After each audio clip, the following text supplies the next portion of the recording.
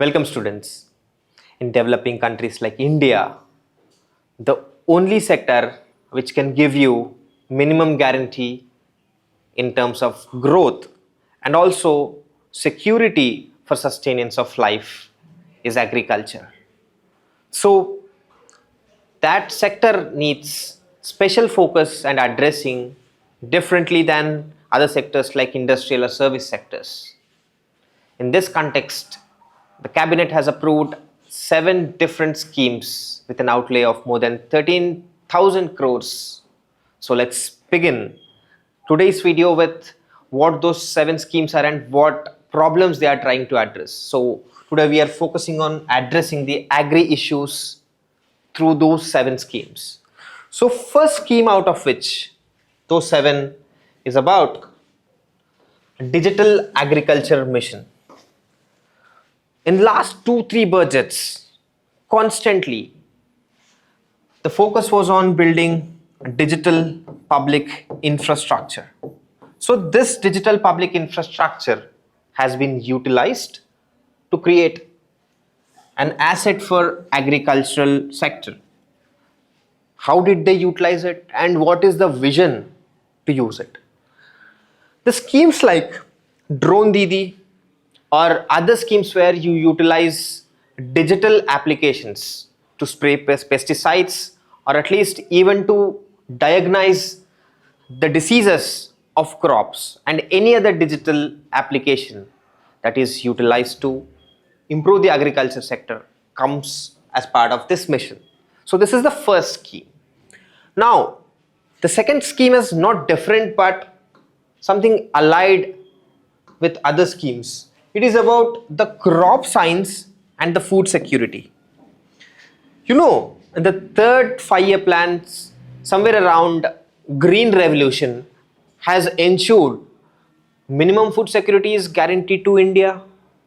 Similar things are being expected today because to improve productivity and disease resistance, the emphasis would be on improving the crop variety, and this crop variety in turn not just helps the farmers but also improving food security.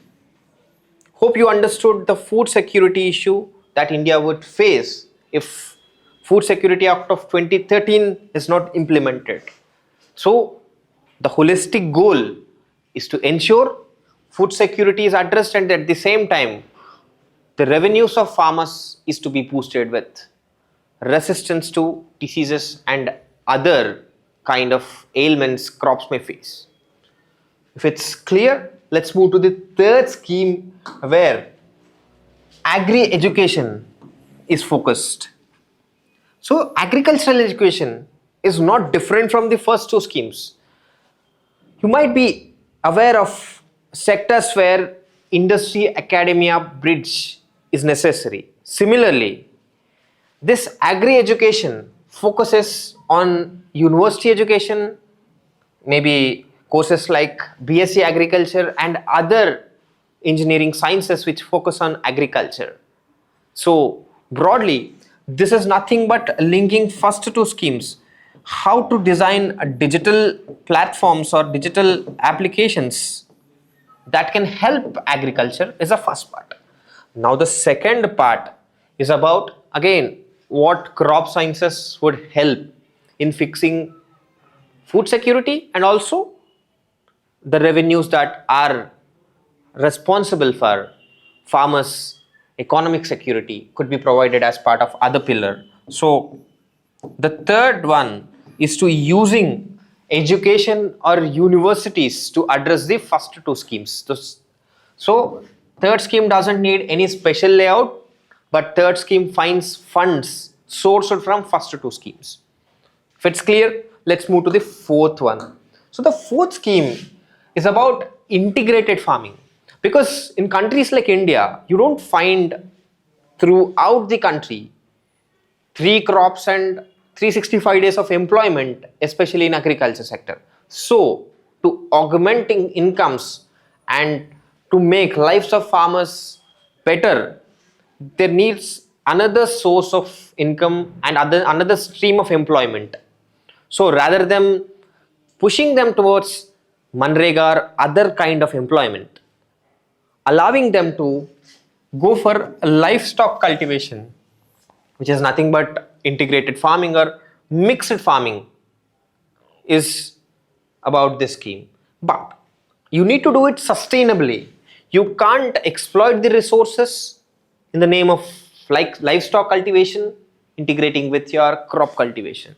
So that sustainable livestock cultivation would form the fourth scheme, which would receive support in terms of a veterinary hospitals or any other kind of support given to all the livestock farmers rather than the cultivation of crops. This is what would form the fourth scheme. So hope you understood how this is different from the first three. Now let's move to the fifth one. So the fifth one is about the whole sustainable development, which encompasses the first four. So the fifth scheme is nothing but linking all other sectors. You may think about food security, women empowerment, because the feminization of agriculture is also an issue that is pertaining to Indian community, and other things of having the climate change tackling techniques. And so the holistically the scheme is about sourcing funds to fund the first four schemes from sustainable development goals that we have. The all 16 plus 1, the 17th one is something related to the international issues. So the 16 out of 17 sustainable development goals some or other way would be related to the farming. I mean, you'll find panacea or the solution for 16 sustainable development goals from farming. So the fifth scheme is majorly focusing on that. Okay, if this is the case, then the sixth one is more about decentralization. So rather than sitting in capital city and thinking about agriculture, devolving powers to Krishi Vignan Kendras, because you can't design the policy of education of agriculture in boardrooms. Rather than you need to take suggestions from Krishi Vignan Kendras about what kind of education the local farmers are needed and what kind of awareness they can share with each other rather than imposing them from different space. So this Krishi Vignan Kendras would act not just as an educating centers but also one-stop solution for the holistic problems of agri sector, and they would be addressed by strengthening the Krishi Vignan Kendras, and this is about the penultimate scheme. Now we would move to the last part of this, and the last scheme is about ensuring a natural resource management. This is nothing but a mixture of two existing concepts. One is about One Health. When we say One Health, we are speaking about integrating health of other living creatures with human health and also agricultural development as byproduct. For example, the earthworms, which are very much essential for compost development, are to be protected to ensure the agriculture sector to flourish rather than depending upon artificial fertilizers. So this is one part.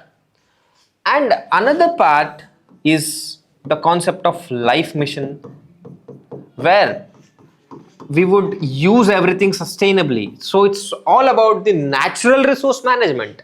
So we would optimize use of various natural resources to ensure the holistic development is given as byproduct. So we are broadly thinking about not wasting the natural resource, because once you overutilize or overexploit any land, even the fertility of land would be reduced. Organic content would turn into unutilized barren sand, which has to be prevented. So broadly, these are the schemes that would form as solutions to the problems that were highlighted as part of economic survey. And these 7 schemes together with an outlay of 13,000 crores would be utilized to address problems of agriculture sector. Hope you got some idea about some pertaining issues that Indian agriculture sector is facing and how central government is attempting to solve these problems. Another day, I'll be back before you with a new topic where you can analytically think about what to do to solve the problems of that particular topic on that day. Till then, it's time to bid adios. Thank you.